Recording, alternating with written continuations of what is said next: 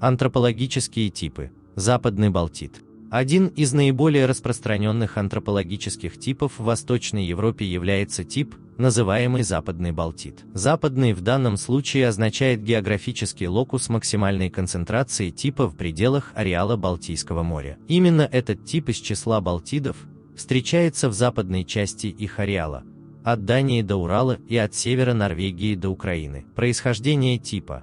До прихода первых народов побережья Балтики было покрыто огромной ледяной шапкой, которая отступала к северу более 7000 лет. Человек сюда пришел с юга, это был почти эталонный кроманьонец, заселивший туманные просторы будущей Балтики. Возникшая новая культура называется Маглемазе, культура Западной Балтики, и Кунда-культура Восточной. Люди этого времени селились вдоль рек и озер, жили в земляныках или шалашах.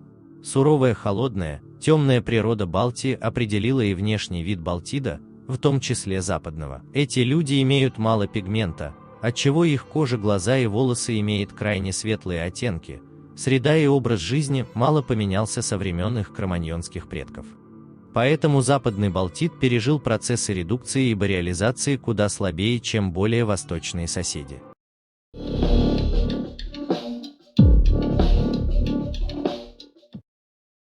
Западный Балтид почти не отличается от своего кроманьонского предка, он лишь немного уступает ему в габаритах телах. Морфологические и описательные признаки: цефальный индекс, суббрахицефалия, череп ближе к широкому. Лицевой индекс, лицо квадратно-прямоугольной формы, часто большие размеры головы при небольшой высоте лица. Высота головы большая, затылок округлый, горизонтальная профилировка лица, сильная профилировка лица, высокое переносие. Угол выступания носа к линии профиля большой, прямая или извилистая спинка носа, кончик носа горизонтальный или слегка приподнятый, угол между осями носовых отверстий средний. Ширина носа, узкий или средний нос, наклон глазной щели, горизонтальный, околоротовая область, тонкие слизистые губ, наклон лба, средний или большой, надбровье выраженное, челюсть, широкие четкие челюстные углы, подбородок, выступающий, рост бороды и усов,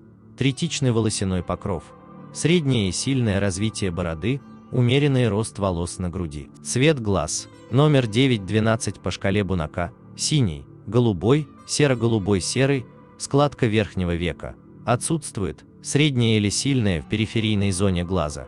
Цвет волос, белокурый, светло-русый, среднерусый. Фототип кожи по Фицпатрику, номер 1-2. Кожа плохо загорающая. Структура, форма волос, прямые. Рост, высокий, очень высокий. Если говорить проще, то Западный Балтид – это высокий, крупного сложения блондин, с вытянутым и угловатым лицом, выступающим носом и подбородком, крупными зубами, жесткими светлыми волосами и светлыми глазами.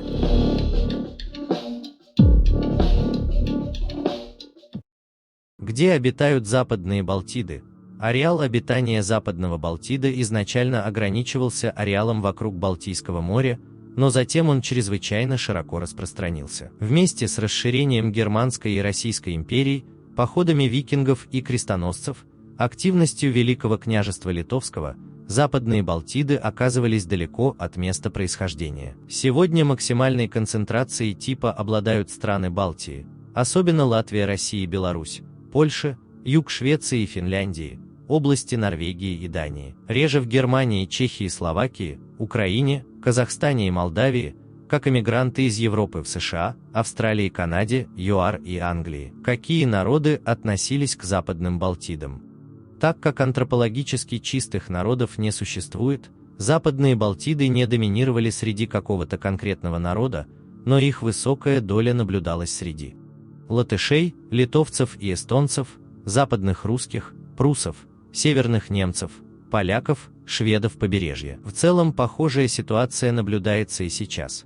Кроме того, Западные Балтиды часто встречаются среди белорусов, украинцев, особенно киевщины, чехов, финнов и карел. Интересной особенностью типа является его челюстной угол, приближающийся к прямому, один из самых узнаваемых признаков Западного Балтида. А также люди этого обладают очень большой физической силой, масса тела их значительно уже с подросткового возраста, Однако это именно мышечная, а не жировая ткань, и к полноте они склонны редко. Если вам понравилось видео, ставьте лайк и подписывайтесь на канал.